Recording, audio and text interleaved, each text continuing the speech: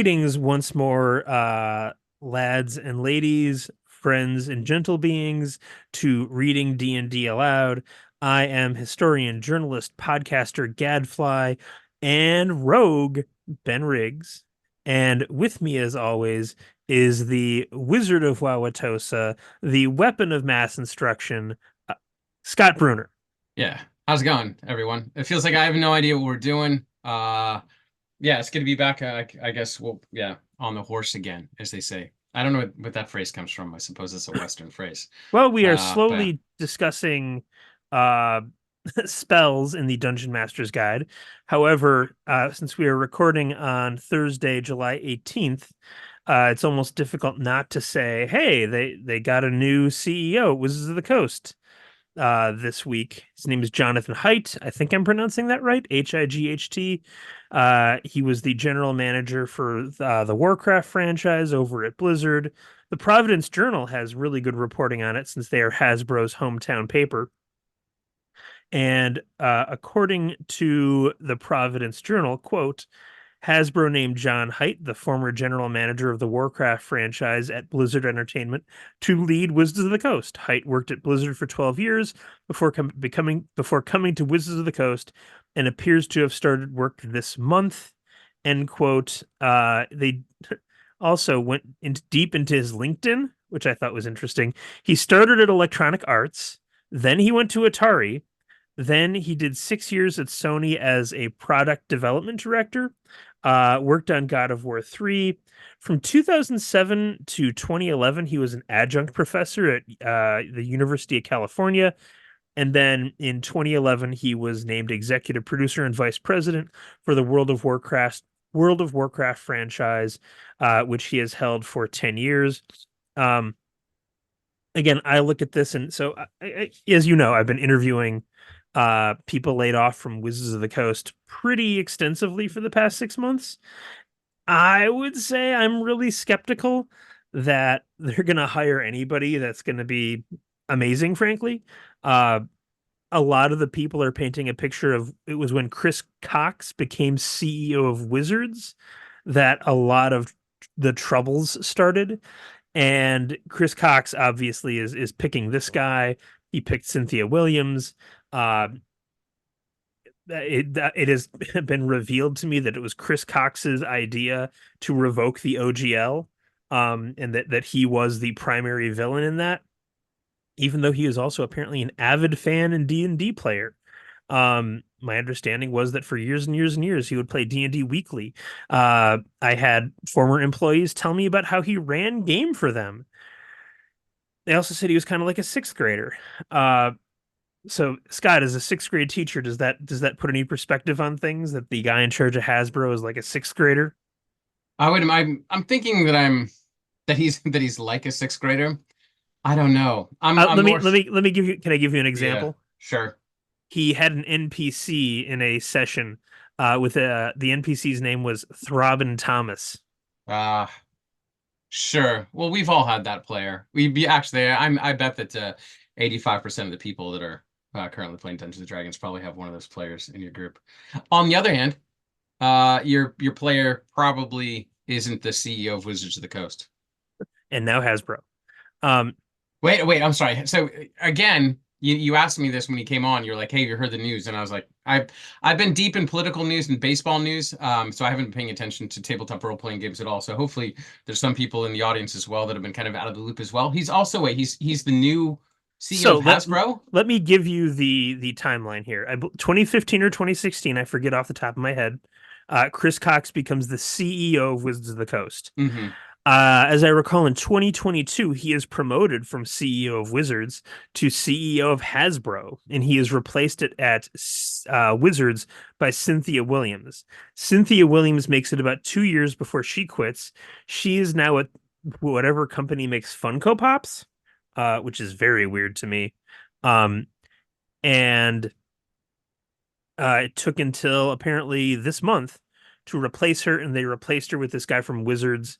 And again, I don't think there's having been initially, I thought Chris Cox was probably a hero. I'm like, oh, we finally got a D&D guy in charge of D&D at Wizards, and then he gets promoted to CEO of Hasbro, and I'm like, oh, now the D&D Wizards guy is running the whole corporation. This is brilliant. Then I start to hear stories from people who actually worked under him, and I'm like, oh no. Like, let me just say this. I feel like this is to me an amazing oxymoron, dichotomy, call it what you will. Um, D&D 5e product tends to be mid. It's fine. Like, um, you know, like Did it you does. say mid? Yeah, I said Okay. mid. It's not surprising to me that Curse of Strahd is their best-selling Sure. product. Yeah. Yeah. Um, and while I think Chris Perkins and the team did a good job on it, the core of it is still the Ravenloft game from the 80s. And when I was interviewing, uh, I interviewed Perkins and Crawford just a few weeks ago. I got 6 hours from the company to interview them. One of the things they talked about was uh, a pretty frequent experience is shipping a product, going out for beers, and being like, "Oh man, wish we could have fixed A, B, C, D, and E in that product, Sure. but we just couldn't because a timeline, the corporation needs its blood, and therefore we have to work on the creative, uh, not salt mine. What's the line where you make cars? Assembly line. Thank you. Some, yeah, there you go. Yeah, Yeah. gotta shovel the books down the creative assembly line and get them out the door to make money. Um, but and in addition to that, D&D has been chronically underfunded at Hasbro for probably over a decade. They have a very small team putting out all of these books, which is one of the reasons, like a thing I said again and again and again is, where is my Honor Among Thieves starter set? This is low hanging fruit. Why wouldn't you make an Honor Among Thieves starter set? And the answer is that they don't have enough people to do it. They don't have the bandwidth. When fifth edition, around the time of fifth edition, the only person on the D&D team on the Hasbro books was Jeremy Crawford. Everyone else was moved to other departments to make D&D look like less of a financial disaster at the time. But that should tell you something about the size of the team. So the marketing people tell me that they had no money to work with. They could never market an individual product because they weren't given a marketing budget to do it. And yet, Chris Cox and Cynthia Williams are the people who are like, D&D is under monetized. This should be $1 billion. We want it to make $1 billion, but we don't want to hire anybody to make any D&D stuff. Like, well, why would we do that? Like, like, so if that's your if your creative vision is not, let's hire some genius designers to have them make great D&D stuff, and your creative vision is instead, let's revoke the OGL.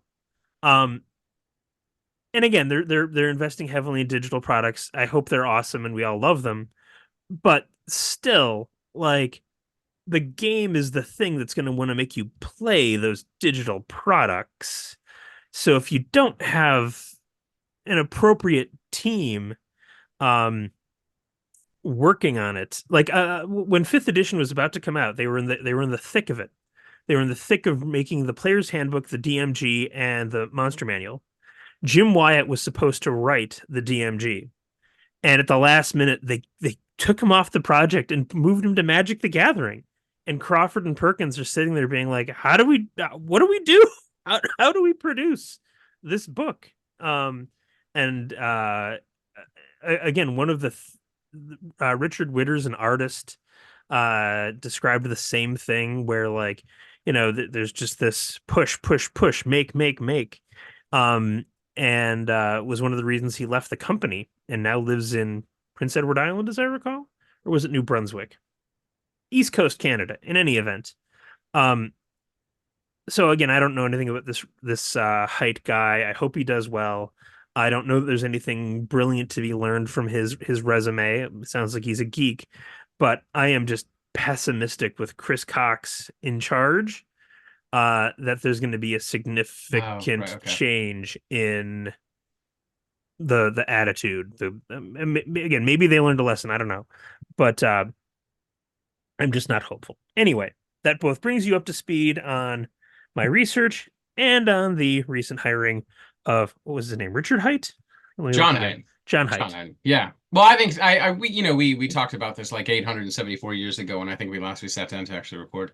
And which is I said what I would find interesting is what direction are they going to go? And are they going to hire somebody that's coming from the digital field, or are they going to hire somebody that comes from the I don't even know who you would hire. Like, if you think about the independent field, they're mostly, I don't, I literally, this is like out of my depth. So every time I throw out ideas and thoughts here, it's coming from a place of complete and utter ignorance. But or somebody, if I was going to say somebody from the tabletop role-playing game field, but I'm like, I don't know. That seems like it's such a crazy creative field. It doesn't seem one that, see, this is wrong, I'm going to get myself in trouble. It doesn't seem one that's necessarily oozing with folks that are coming from Fortune 500 companies, right? It's like tabletop role-playing games in general are such a kind of like do-it-yourself hobby, building zeniths and ham radio type hobby in general.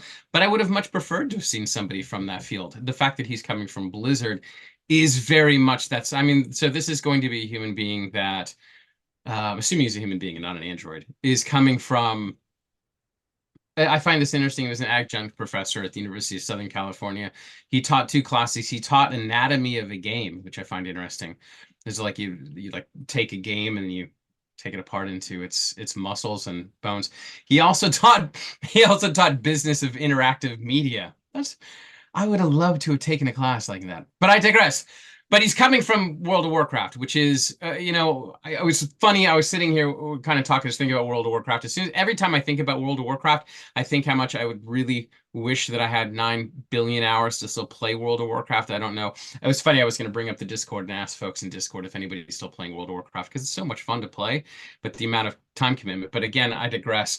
My point is that if there is a avatar, a scion, so to speak, of a alternative world or a type of role-playing game system that really is like the absolute epitome of how do we capitalize folks dialing in and spending all of their time in an alternative world, and how do we make that as efficiently as possible to separate folks from their money. Like I feel like the World of Warcraft has done that in many ways, although they're not as good as they were probably about 10 years ago.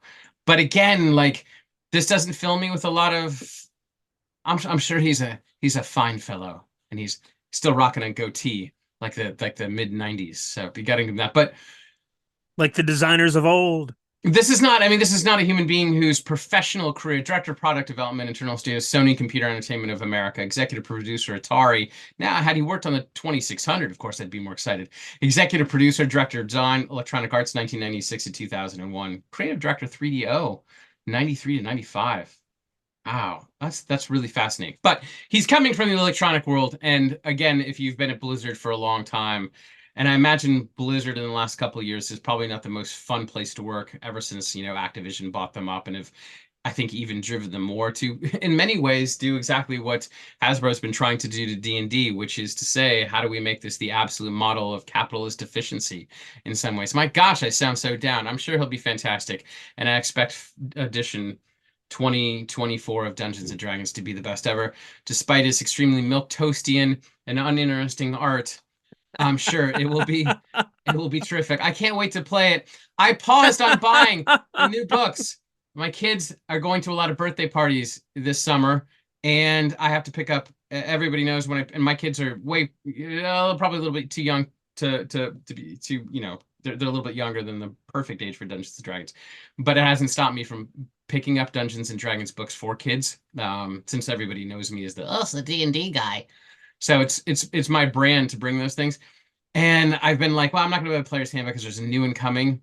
And I was going to get somebody like a pre-order of the new one. And I'm like, man, I can't. Like, I I would much rather pick up, and that's actually what I did. I ended up just buying the current copy of 5e because I'm like, why do I? That's the Scott we all know.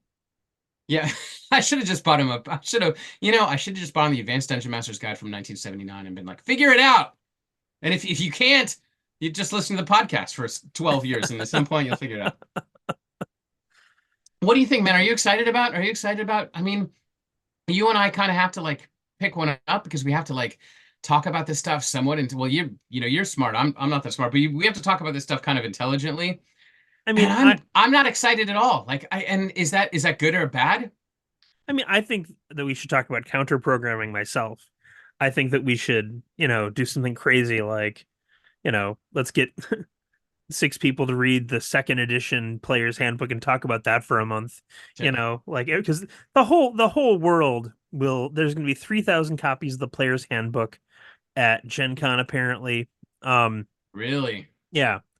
So I'm sure those will get snapped up in like the first couple hours. Yeah, yeah. And the YouTube and all the podcasts in the world will just bleed with Player's Handbook for weeks and weeks and weeks. And again, I would tell you what what should we counter program? Again, maybe it is the making of OD&D. I don't Um, know. I don't know. I mean, I have a hard time not wanting to.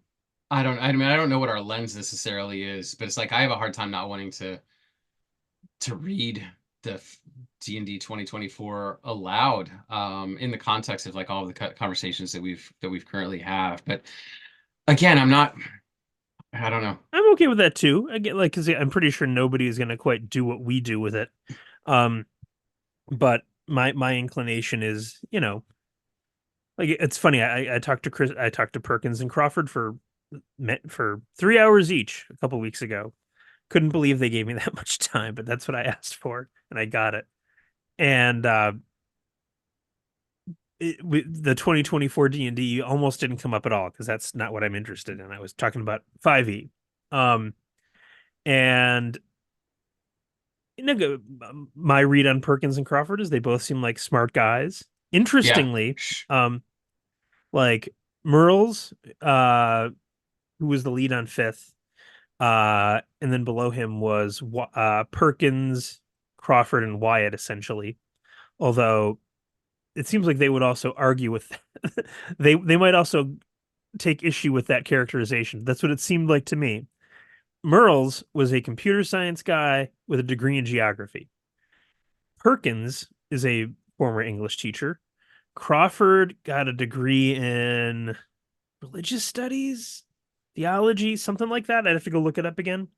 But and then he converted to the Russian Orthodox Church after a mystical experience at a cathedral in Kiev.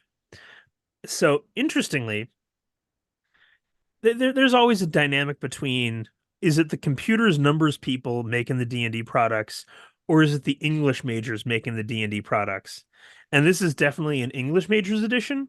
So it'll be interesting, which ironically, second edition was an edition like that. Hmm. Um, and Jeremy, again, we didn't talk about it much, but Jeremy Crawford did say that he feels like Yeah. the upcoming edition is a sequel to second edition, not third, fourth, or fifth. And I'm like, Right. oh, Yeah, let's that's pause. Yeah, sorry. I want to pause on that because I think you posted that up in the Discord channel recently. And again, I've been all over the place this summer and I haven't really had a chance. I haven't been as active in the Discord channel as I want. But it was interesting because a couple of folks had said, "Oh, we're hardcore second edition fans, like so excited to do that." And I never really wrote my answer to that, which was, what does that mean? Like to me, if I love second edition, I've often said second edition is my favorite edition of Dungeons and Dragons. And that may be more of a nostalgic thing because it was like, came out in just what, 1989, 89. 1989. Yeah.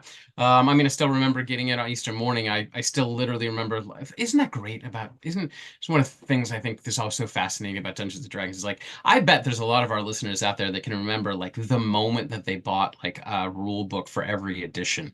Like I can, and I find that really strange and wonderful about, how these things resonate. But I digress.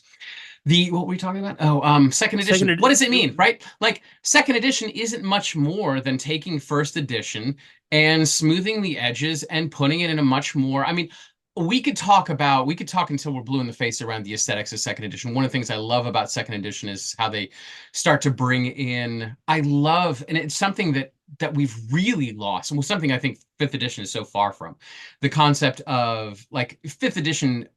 fourth edition, third edition on, I suppose, they all happen in what is just always assumed, whether it's going to be Forgotten Realms or Greyhawk, it's always happening in what's assumed to be a high fantasy setting, right? It's this kind of strange setting that's really far removed. And there aren't usually explicit references to mythology or legends, but second edition leans into all that stuff. Again, my memory isn't fantastic, but I remember, I feel like Robin Hood is mentioned among the Rangers or the Thieves. Yeah, I mean, Um, when they're giving examples, they heavily draw from history and right. literature. And that's fantastic. And to me, that is the most interesting thing about second edition is that they begin to make these links and these ties between not just the Appendix N literature, because I wouldn't call Appendix N literature high fantasy. I would call it weird fantasy, as if there is such a thing. That I think is the biggest inspiration for the first edition and the zero editions of the games. But second edition, one of the things that I think is most interesting about it is that it opens it up into a much larger world. We've talked about this many times. Second edition is much more modular, which is the concept that you can take these basic rules, maybe we drop them in Dark Sun, or we can drop them in Hollow World. Actually, that was a basic game, but Spelljammer, whatever, all those second edition worlds, they were suddenly popping up because it was supposed to be in I don't want to say vanilla, but modular. It was GURPSy, I suppose the concept that it could go into these different things. But they did, but the Dungeons and Dragons rules really had this link to mythology and legend. That to me is the only thing that's different. And of course, getting rid of demons and devils, I suppose, and trying to make it a little bit more family friendly. I will say, I asked when Crawford said that, I was like, "What do you mean?" Yeah. And So what was and his answer to I that? don't remember. I'll have to look it up. He told me though. I asked him because I was certainly curious because again, second edition in some ways is my edition of D&D. Sure. Um, even It's though a I Dungeons. Yeah, I was. the It was funny you said that. I'm sorry to interrupt, but it's okay. it was funny that you said that because it sounded exactly the same way some people describe their favorite doctor, which is like that was my doctor. I was at the perfect age when that moment happened. It was funny that you said. Well, I just thought it was funny that you said that that was my edition. it's funny because I probably played more 3.5 than anything else. Um, I would say I have a real fondness for the OSR aesthetic, so I think that BX might now be my favorite is not the word I want to use, maybe, but I'd be the most excited to run BX. But Hmm. second edition, like I bought a bunch of the books, I read them all, I made a ton of characters, I kind of played this game in my mind. I bet I played second edition less than 10 times Yeah. in my whole life, but I'm still slowly buying back those books. So you want to talk more about second edition, or should I actually read? We're on spells, so I was gonna read, I believe, forget if it was Light or Detect Magic from here, and then the corresponding section from the DMG. Man, it's just I'm so like it's such a strange thing to throw out that the new edition is going to be like second edition because it's like what does is like because fifth edition was so accessible and rather I mean other we've made a couple comments around as somebody on the Discord channel. I'm afraid I don't remember the person's name. Was it Rogue Virus? Had mentioned that the fifth edition Dungeon Master's Guide is literally just a collection of tips and ideas. But generally, fifth edition is probably one of the most. It doesn't matter. You know that the new editions, like it has to be like the whole point of it is to be an entry point for folks that aren't getting into Dungeons and Dragons, right? Isn't it? That's what we've been kind of sold. This is the edition that is finally going to crack the nut that even way back when Eric Holmes was working on the sets, the concept that you'll be able to pick up a book even if no one in your group has ever played and figure out how to play the game from the beginning. All right, then All right, with let's read that, spells. let's Spells. do some spells. I'm going to read Light from the Player's Handbook first, and then I'll read Gary's commentary on Light from the Dungeon Master's Guide. What So page? We're on page 40 of 40, the DMG. 41 in the Dungeon Master's Oh, Guide, that's page good. 44 in the Player's Handbook. Thank goodness there's only 64 pages in the DMG. All right, here we go. This is from the first level cleric spells in the Player's Handbook. Light, alteration, reversible, level 1, range 12 feet? Yeah, 12 feet. Duration 6 turns plus 1 turn per level. Effective area 2 foot radius globe. Components verbal and somatic. Casting time 4 segments. Saving throw none. Explanation/description. This spell causes excitation of molecules so as to make them brightly luminous. Thus, the light thus caused is equal to torchlight in brightness, but its sphere is limited to 4 feet in diameter. Is And it the let little? So it's gonna pause. I'm not looking at the Yeah, player's handbook. I've only it's got the okay. DMG. So it probably means inches Okay, because remember they're referring to war game measurements. thank you. So I'll change everything above to inches. So its sphere is limited to 4 inches in diameter. It lasts for the duration indicated, 7 turns at first experience level, 8 at second, 9 at third, etc., or until the caster utters a word to extinguish the light. The light spell is reversible, causing darkness in the same area and under the same conditions, except the blackness persists for only one half the duration that light would last. If this spell is cast upon a creature, the applicable magic resistance and saving throw dice rolls must be made. Success indicates that the spell affects the area immediately behind the creature rather than the creature itself. In all of the cases, the spell takes effect where the caster directs as long as he or she has a line of sight or unobstructed path for the spell. Light can spring from air, rock, metal, wood, or almost any similar substance. I have a number of thoughts already. You want to go first, or should I? No, man, I don't have any thoughts. Please. Oh, so first of all, I'm fascinated that Gygax gives us a mechanic for the spell. He says the spell causes an excitation of molecules so as to make Yeah. them brightly luminous. He then describes that the light spell can spring from air, rock, metal, wood, or any similar substance. And it certainly seems like if you are casting the spell on a creature, that the creature would then begin to glow, and if it's an opponent, they get that saving throw. Well, Um, yeah, because you can cast it in their eyes, right? That's what we were always doing when I was a kid, is I casting I light in people's eyes.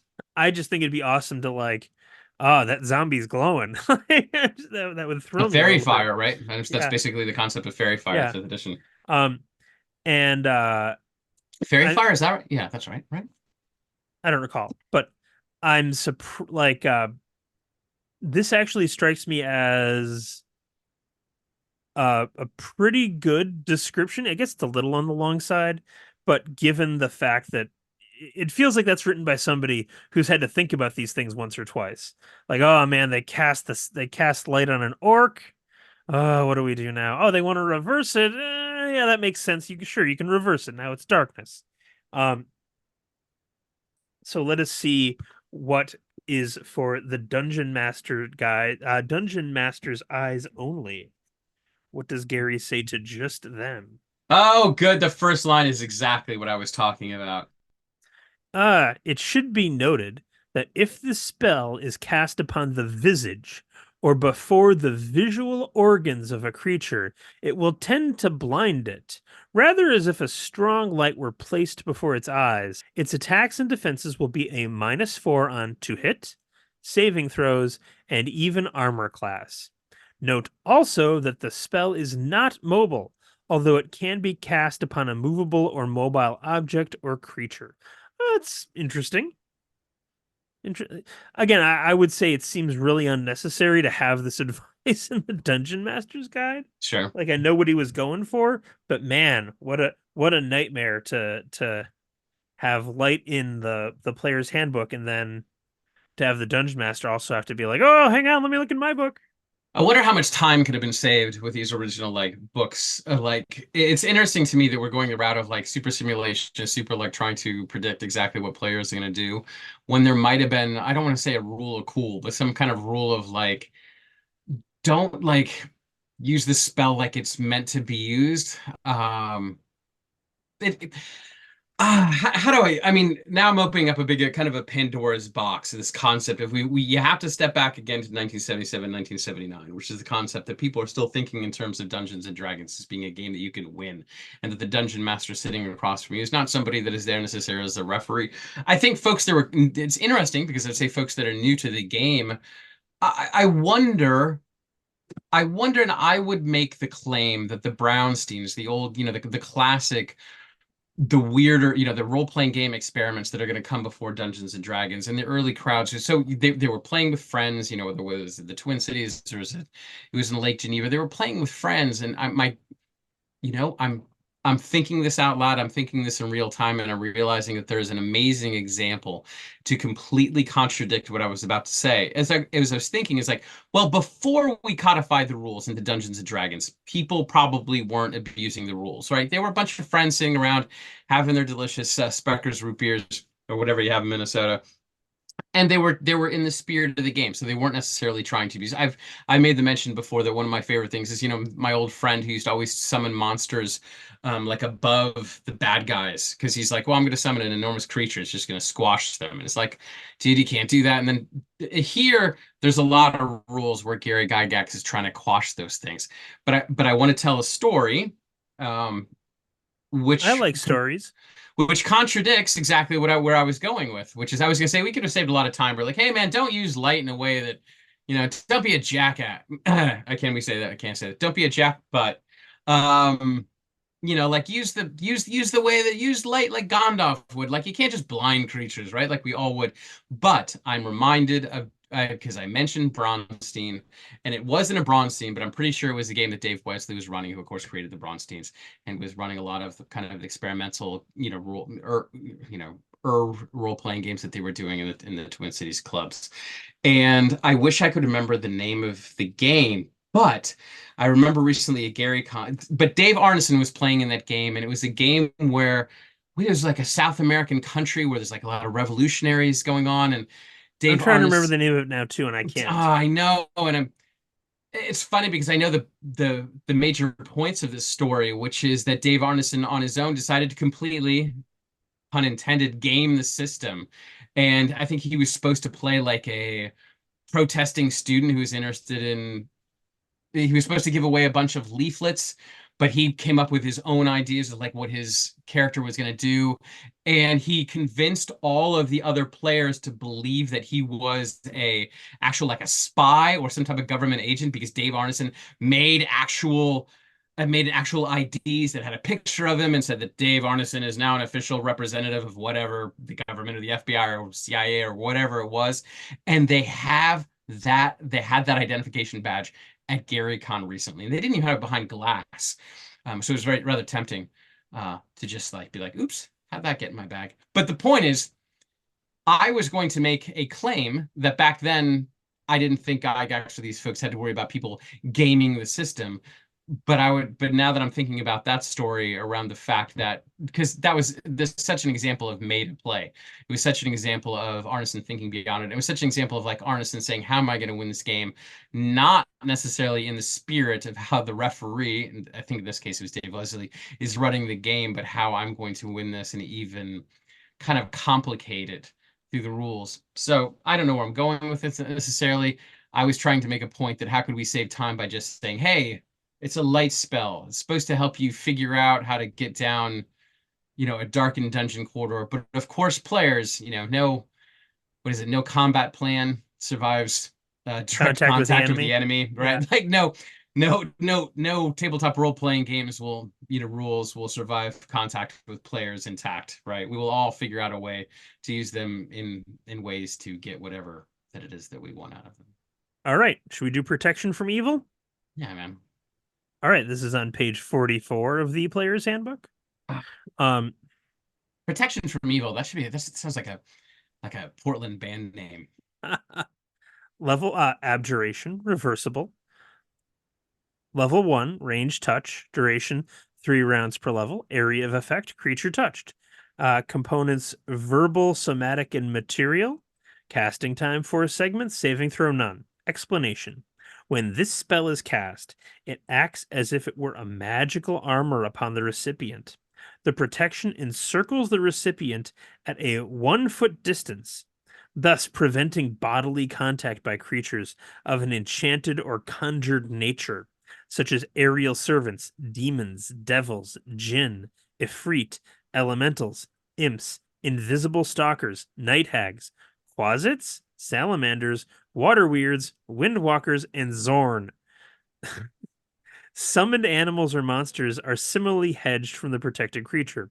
Furthermore, any and all attacks launched by evil creatures incur a penalty of -2 from dice rolls to hit the protected creature, and any saving throws caused by such attacks are made a +2 on the protected creature's dice. This spell can be reversed to become protection from good, although it still keeps out enchanted evil creatures as well. That's really weird. To complete this spell, the cleric must trace a 3-foot diameter circle upon the floor or ground with holy water for protection from evil, with blood for protection from good, or in the air using burning incense or smoldering dung with respect to evil/good. So there's some weird stuff in there. The weirdest thing to me is when you reverse protection from evil to become protection from good, it still keeps out enchanted evil creatures as well. That seems a little strange to me. Also, the like he gives you the little ritual there, like, oh, you got to make your little circle and then you need to burn some dung. Yeah, yeah. But again, the one of the delights here really is the implied setting, right? All right, let's look at what does he say in here? What does he say in the Dungeon Master's Guide? I'm sorry, I'm struck by like the concept of protection from evil, protection from good, which I find interesting. Is like I can't stop seeing Anakin Skywalker from Revenge of the Sith. Sorry. We talked about it. Yeah, I mean the prequels are terrible, don't get me wrong, but the concept of right and wrong being and good and evil being so relative. From where I stand, the Jedi are evil. From my So point of is view, it's words for the ages. Like, yeah. God, I can do an Anakin, but I'm not doing it. I'm not a monkey, and I'm not going to do it on cue. people are paying us for this, Scott. Not enough. I tell you what. If yeah, I tell you, dump. If we get 5 new subscribers, I will do. I will open up the next show with my Anakin impersonation. I'll do an entire show, Christopher Walken, for enough of a Patreon. So here is what Gygax says about that. Protection from evil. Note that this excludes, keeps out, monsters using natural body weapon attacks, which require touching the protected character. So I guess that means, if there's an evil wolf, the evil wolf couldn't attack you, right? Yeah. Yes. As long as the creature is evil. All right. We're making progress here. Should we do augury? Yeah. Just make sure clear we are now moving on to second level. And these are all clerical spells coming from your deity. And now, if you're interested in auguring, man, I'm excited to read the DMG version of this. But let's get through the player's version first. All right. So, augury, and this is on page 45 of the player's handbook. It's a second level spell. Range 0, duration, special, components, verbal, somatic, and material, casting time 2 rounds, saving throw none. Explanation. The cleric casting an augury spell seeks to divine whether an action in the immediate future within 3 turns will be for the benefit of or harmful to the party. Wow. That's a lot already. The base chance for correctly divining the augury is 70 plus 1% for each level of the cleric casting the spell, i.e., 71% at first level, 72 at second, etc. Your referee will determine any adjustments due for the particular conditions of each augury. For example, assume that a party is considering the destruction of a weird seal which closes a portal. It took me a second to realize he wasn't talking about a water creature. Gary, what's this weird seal doing here? Man, PETA's gonna be upset. Okay, so there's a weird seal, and it closes a portal. Augury is used to find if weal or woe will be the ultimate result to the party. The material component for augury is a set of gem inlaid sticks, dragon bones, or similar tokens, or the wet leaves of an infusion which remain in the container after the infused. Why don't you just say tea leaves, dude? Like, um, If the last method is used, a crushed pearl of at least 100 gold piece value must be added to the concoction before it's consumed. Wow. Okay. Um, so initially I'll admit I was like, 3 turns? Like this is like the Omega 13 device from Galaxy Quest. Like, and So, it's, you know, to oh, just one action, it'll give you information because a turn is back then was a minute, right? that's correct. So within will this be bad in the next 3 minutes? To me seems like a Uh, little shallow, but then his example I thought was really good. Hey man, nothing. If there's any rule that I miss more than anything else, and again, my first edition game's been on a little bit of a break, but tracking segments into when spells went off is something that I don't understand why we haven't brought back. And because it's wonderful. I love the tactical decisions that Wizards had to make in first edition of like, okay, this spell actually is going to take 6 segments, so it's not gonna sleep or whatever. I want to say sleep takes 4 segments, or well, maybe it takes 6. I can't remember, but you've got time. You've got to protect the spellcaster in those segments, and then it's not going to go off to next round, so you still have. And again, and like I know we've mentioned this on this podcast, but it's unbelievable how swingy battles are in first edition, especially because it's group initiative and you were rolling for initiative every single round, which means again, you might go 2 round, you might go uh You could first go in last and two then rounds, or first. you could go last, you could go first, right? And it's because everyone in your party, I mean, the way that we did it, and I think this is probably how the way that Guy Gax was assuming you would, we would break it down by type of creature. So if they're facing kobolds and orcs, then I'll roll an initiative for the kobolds and I'll roll for the orcs. But there's still, again, there's such an amazing amount of enemies in first edition as well that when you're facing orcs or facing kobolds, you're not facing 4, you're facing like 25. You're often facing like entire armies of these things, and they would go at now it makes me wonder. Again, I'm always Polar Radiance, the first edition D&D. Actually, it was second edition, wasn't it? Anyway, it doesn't matter. Did second edition institute individual initiative as the default or as just an option? My I don't guess is it. recall, but Yeah, third third. It's edition introduced cyclical initiative and where that's where you just everybody, roll it once. yeah, You you roll roll it it once, and once. yeah, yeah, Yeah. yeah. Yawn.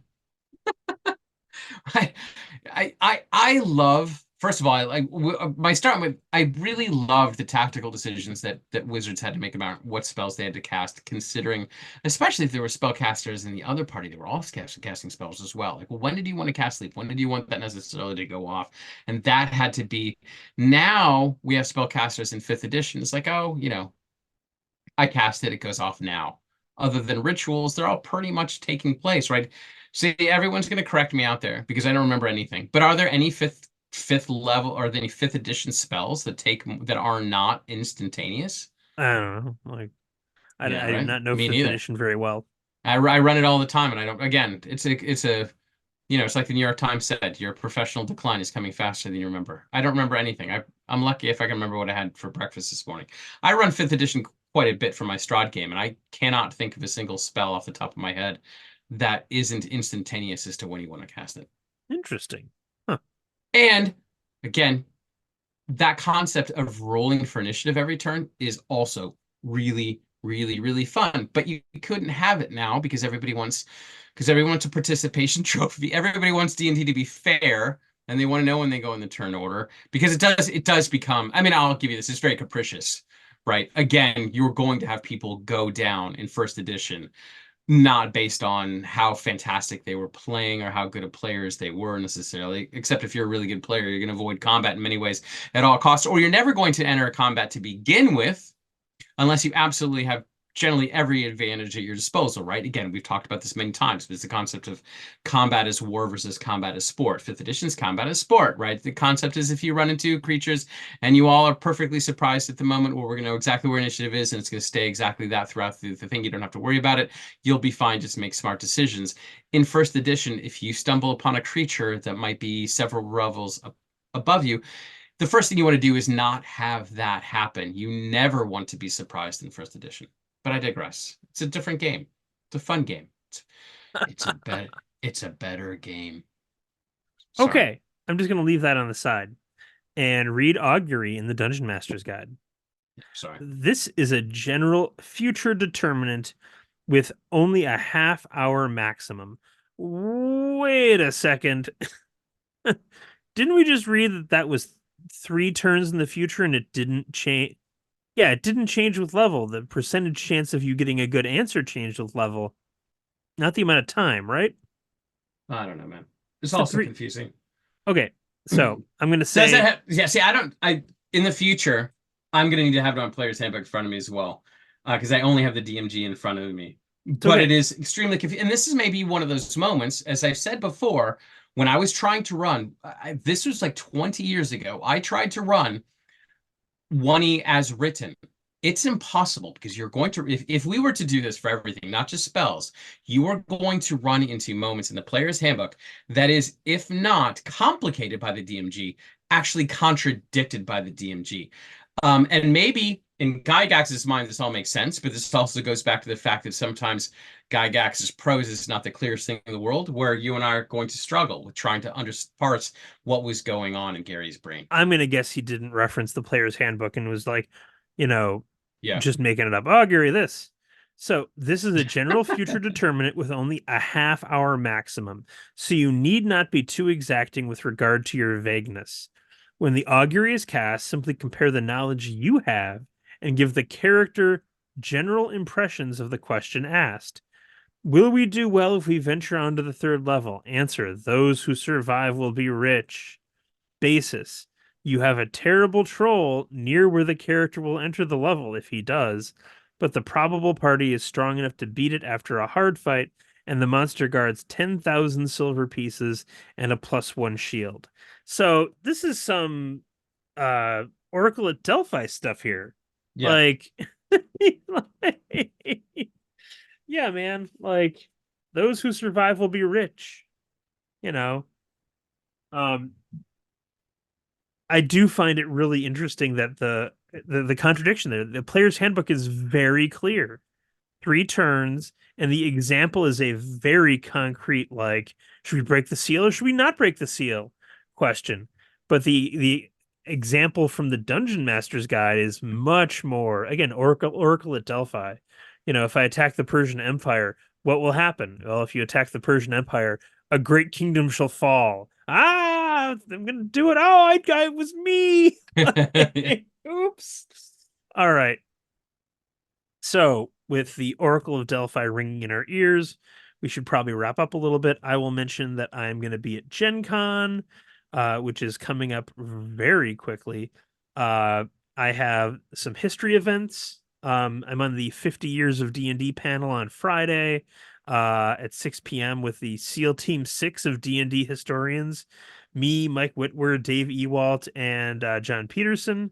Um, on Saturday at 10 a.m., I have my Secret History of D&D panel, which is kind of like D&D History 101. I go from 1974 to like really today in 50 minutes.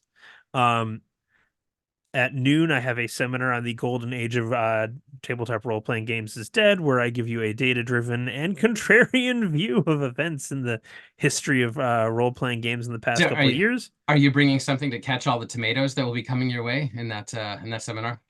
I mean, I assume that people are just not gonna come if they don't want to hear about it. That's true. And I just I have another one called The Battle for the Soul of D&D, which is where I'm going to talk about the research I've done in the past 6 months, interviewing people recently let go from Wizards. Again, to me, it seems like the management at Wizards really got lucky, and a lot of the people lower down. It's interesting. The people that we think of as like stars at Wizards are in many ways low hanging fruit, low in the totem pole. Don't actually have a lot of power, but they're the ones making the books, so they're the ones that we love and valorize. Um, and it certainly seems like the past 10 years, you had a lot of the people in the trenches making good decisions, while the generals were not paying attention and then leading D&D like it was a World One army, which is not great. Uh, I also have I'm on a panel on Saturday called 50 Years of D&D Comics, and then I have a bunch of writer symposium stuff too. If you want to see the list with more details, it is on my Facebook page. So come check me out. Check me out. If you have not yet purchased my book, please go forth and purchase my book. Um, in addition to all of those things, Scott, tell me about the Discord and the Patreon. Absolutely. We are still discussing about when we actually do a hard launch for this thing. We still seem to be doing things softly. But so you should get in the ground level because right now you're for if you are able to, right now we have a special for you at only $3. You will get access to the Discord where you can ask any questions. You can ask me to run any game you would like. But yeah, the only way that we can do this podcast is if we get your $3 a month. It keeps us from having to wear barrels for clothes and allows us to keep doing the podcast. So as always, you post the Patreon link, but I would definitely say please support that. Please come into the Discord. We will answer any questions that you might have that have come up within any of these things. And always happy, as I mentioned before, always happy to run games for folks that have become Discord fans as well. I think I'll be running a Shadow Dark game in the next few weeks for a couple of fans as well. I am not going to Gen Con because I'm terrified of large groups of people. But if you would like to run into me, I will probably be at one of the many Major League Baseball stadiums throughout Wisconsin as I continue my tour of minor league baseball in Wisconsin. So if you see a guy who looks like he reads from the Dungeon Master's Guide once a week, you should say hi. All right. With that, let us say goodbye, farewell, Auf Wiedersehen, and we'll see y'all when we see you.